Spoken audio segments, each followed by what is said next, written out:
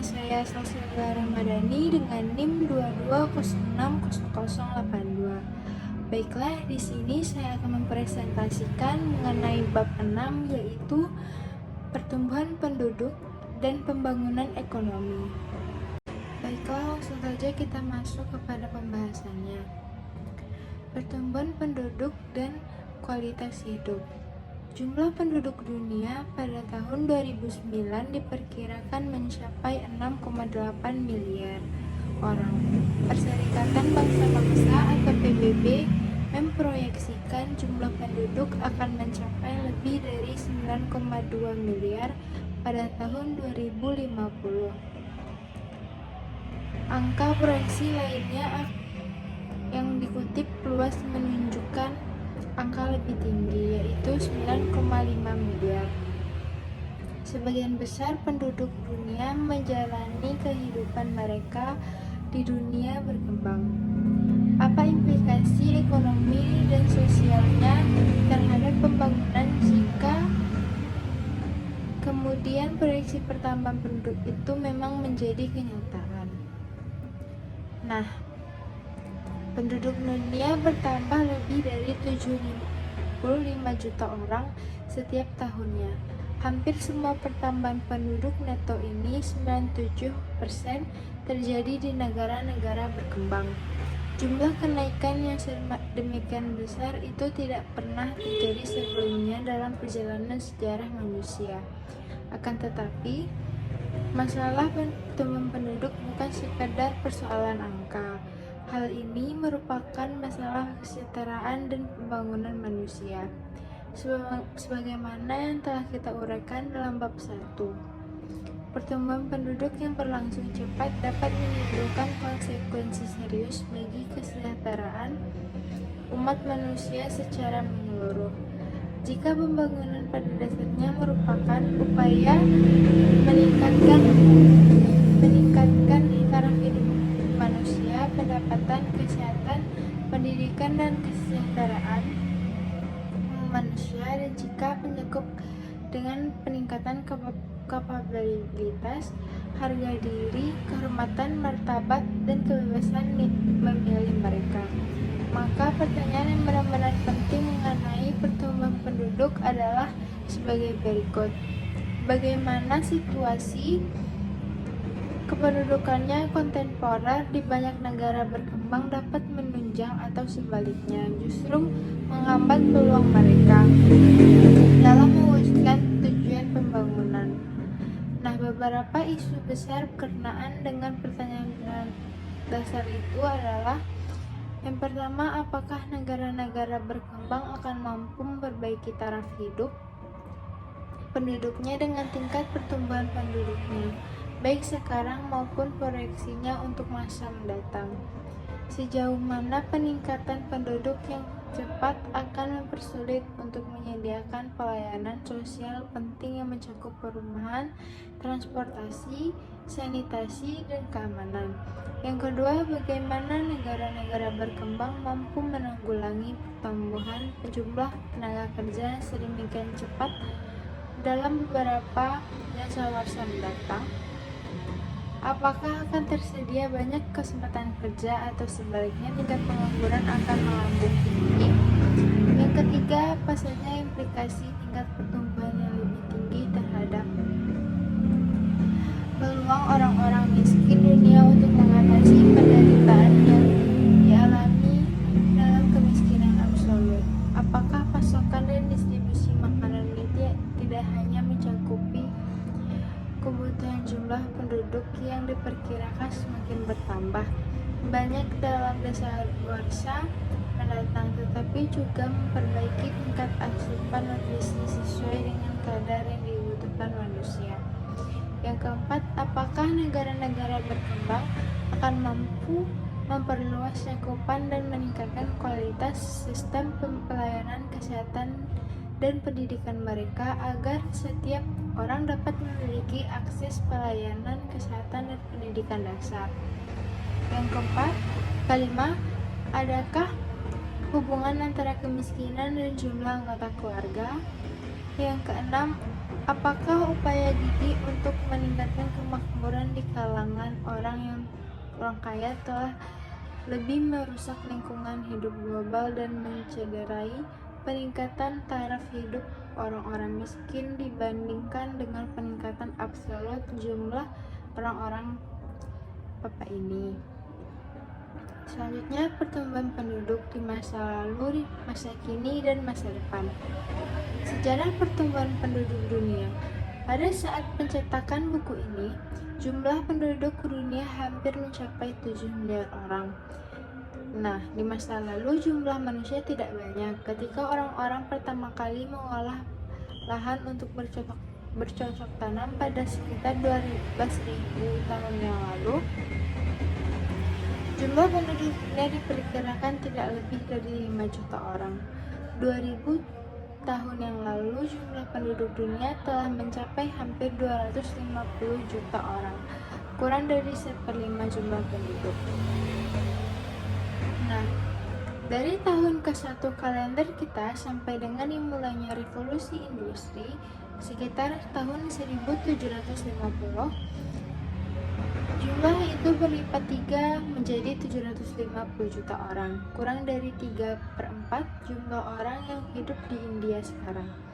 Selama 200 tahun kemudian 1750 sampai 1950, jumlah penduduk bumi mengalami penambahan 1,7 miliar orang, tetapi hanya dapat dalam 4 dasawarsa setelah itu 1950 sampai 1990, jumlah penduduk bumi bertambah lebih dari 2 kali lipat menjadi sekitar 5,3 miliar.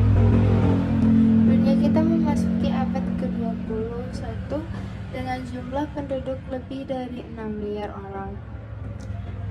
Nah, hubungan antara kenaikan persentase penduduk per tahun dan waktu yang diperlukan untuk menggandakan ukuran jumlahnya atau masa penggandaan terlihat dalam kolom paling kanan.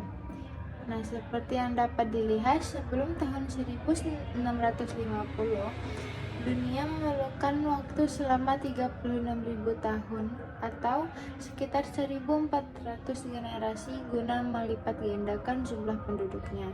Kini hanya diperlukan waktu sekitar 58 tahun atau 2 generasi untuk menambah jumlah tahun pertama Masehi hingga terjadinya revolusi industri.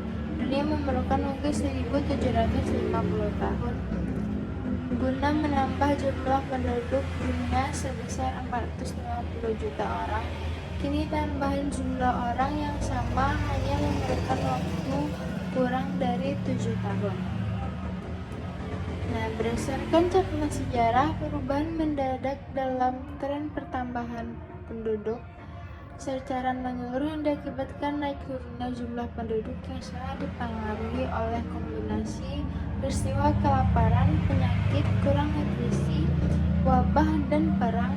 Semua kondisi yang mengakibatkan tingkat kematian yang tinggi dan berfluktuasi. Di abad ke-20, kondisi-kondisi itu semakin dapat dikendalikan mengenai teknologi dan ekonomi.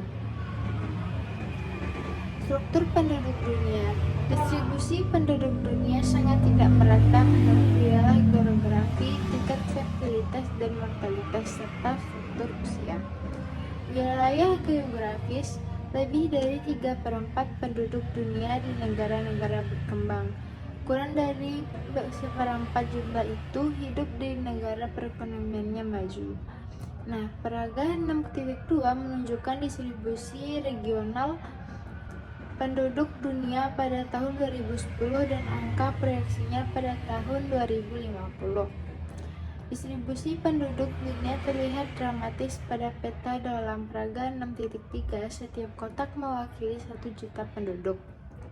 Semakin besar jumlah penduduk di dunia berkembang terlihat dari besarnya ukuran India dibandingkan dengan Eropa.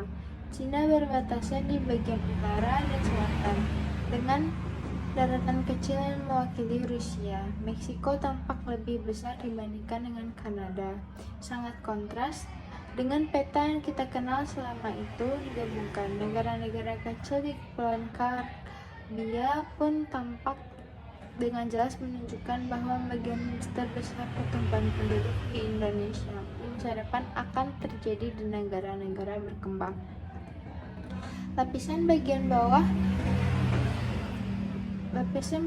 bawah yang lebih besar dalam piramida penduduk di negara berkembang secara keseluruhan dibandingkan dengan negara berpendapatan sangat rendah seperti Ethiopia pada bagian kanan menunjukkan adanya penurunan pertumbuhan penduduk yang besar di negara-negara berpendapatan menengah bawah selama seperempat abad terakhir, terutama di Cina. Lihat studi kasus yang pada bagian akhir bab ini. Bagi negara-negara maju, jumlah penduduk di bagian kelompok usia pertengahan dalam periode sekarang tampak lebih besar daripada kelompok yang berusia lebih muda. Salah satunya tidak semata-mata dipandang sebagai ciri periode transisi, ketika banyak perempuan menunda kelahiran anak sampai mencapai usia lebih tua. Dari piramida pertumbuhan Ethiopia yang diungkapkan dengan bagian penduduk, dapat dilihat bahwa jumlah orang yang berusia muda jauh melebihi jumlah orang tua mereka, atau skala usia dalam kasus Ethiopia dapat dilihat pada bagian kanan peraga. Pada saat itu, orang-orang muda inti mencapai usia dewasa, jumlah orang tua baru ini dapat dipastikan akan jauh lebih besar daripada yang ada sekarang. Selanjutnya, transisi demografis. Proses yang menunjukkan tingkat fertilitas yang akhirnya menurun sampai pada tingkat pertumbuhan stabil telah dijelaskan melalui konsep terkenal dalam studi demografi ekonomi yang diacu sebagai transisi demografis. Transisi demografis berupaya menjelaskan mengapa semua negara maju sekarang telah melalui ketiga tahap sejarah kependudukan modern yang lebih kurang serupa. Sebelum mencapai modernisasi ekonomi selama berabad-abad, pertumbuhan penduduk negara-negara ini stabil atau bergerak sangat lambat sebagai akibat dari kombinasi tingkat kelahiran dan kematian yang hampir sama tingginya. Ini terjadi pada tahap pertama. Tahap kedua dimulai ketika modernisasi yang dicirikan dengan adanya pelayanan kesehatan masyarakat yang lebih baik, makanan yang lebih sehat, pendapatan yang lebih tinggi, dan berbagai peningkatan lainnya telah memperendah tingkat mortalitas yang secara bertahap mempertinggi tingkat harapan hidup dari semula di bawah 40 tahun menjadi di atas 60 tahun. Akan tetapi, penurunan tingkat kematian tidak segera diikuti dengan penurunan fertilitas. Akibat dari adanya perbedaan yang sangat timpang antara tingginya tingkat kelahiran dan rendahnya tingkat kematian telah menimbulkan peningkatan pertumbuhan penduduk yang sangat tinggi bila dibandingkan dengan abad-abad sebelumnya. Dengan demikian, tahap kedua menandakan dimulainya masa transisi demografis. Tingkat pertumbuhan penduduk stabil atau lamban ke tingkat pertambahan penduduk yang berlangsung cepat, kemudian mengalami penurunan. Selanjutnya, penyebab tingginya fertilitas di negara berkembang, model Malthus dan rumah tangga. Lebih dari 2 abad yang lalu, pendeta Thomas Malthus mengajukan teori mengenai hubungan antara pertumbuhan penduduk dan pembangunan ekonomi yang masih berpengaruh sampai saat ini. Dalam tulisannya pada tahun 1798 yang berjudul Essay on the Principle of Population yang didasarkan atas konsep hasil yang semakin menurun, Malthus mengajukan adanya kecenderungan universal penduduk suatu negara, kecuali jika diimbangi dengan bencana kelaparan yang parah, untuk tumbuh menurut deret geometris yang berlipat ganda setiap 30-40 tahun. Selanjutnya, penyebab tingginya fertilitas di negara berkembang, model Malthus dan rumah tangga. Lebih dari 2 abad yang lalu, pendeta Thomas Malthus mengajukan teori mengenai hubungan Dan secara singkat dapat dikemukakan bahwa program perluasan kesempatan kerja, pendidikan, dan kesehatan bagi orang-orang miskin pada umumnya dan perempuan pada khususnya tidak hanya akan berkontribusi bagi kesejahteraan ekonomi dan kejiwaan mereka, yaitu bagi peningkatan kehidupan mereka, tetapi juga akan memberikan dorongan lebih besar untuk memiliki jumlah keluarga yang lebih kecil. Selanjutnya, konsekuensi fertilitas yang tinggi. Beberapa perbedaan pandangan. Para ekonom pembangunan dan ilmuwan sosial lainnya telah lama memperdebatkan sejauh mana konsekuensi yang serius dari pertumbuhan penduduk yang berlangsung cepat.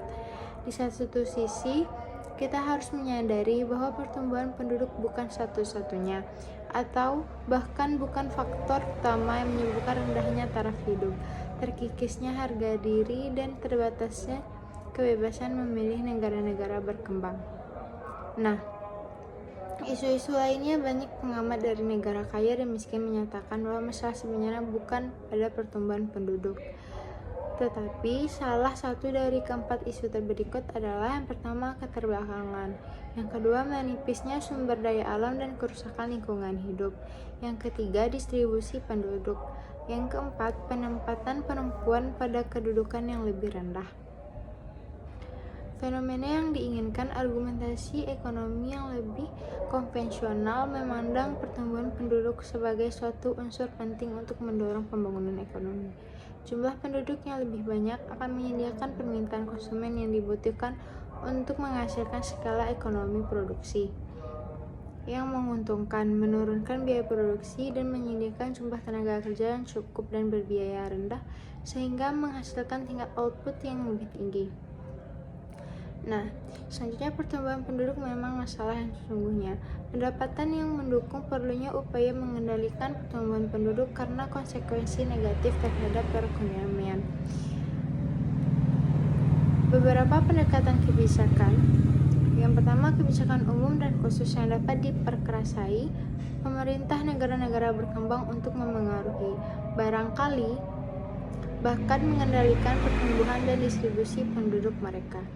Kebijakan umum dan khusus yang dapat diprakarsai pemerintah negara maju di negara mereka sendiri untuk mengurangi konsumsi berlebihan sumber daya dunia yang terbatas dan mendorong adanya distribusi manfaat kemajuan ekonomi global secara lebih adil. Yang ketiga, kebijakan umum dan khusus yang dapat diprakarsai pemerintah negara-negara maju dan lembaga bantuan sasaran program kependudukan mereka. Nah, apa yang dapat dilakukan negara berkembang? Semua bahasan sebelumnya mengarah pada kesimpulan bahwa seluruh variabel yang mempengaruhi permintaan akan anak di tingkat keluarga adalah variabel yang paling berkaitan dengan konsep pembangunan yang telah kita bahas dalam bagian bab 1 buku ini. Nah, dengan demikian beberapa kebijakan pembangunan tertentu sangat penting artinya dalam peralihan dari tingkat pertumbuhan penduduk yang lebih tinggi ke tingkat pertumbuhan penduduk yang lebih rendah. Semua penduduk yang tinggi ke tingkat pertumbuhan penduduk bertujuan untuk meniadakan kemiskinan absolut, mengurangi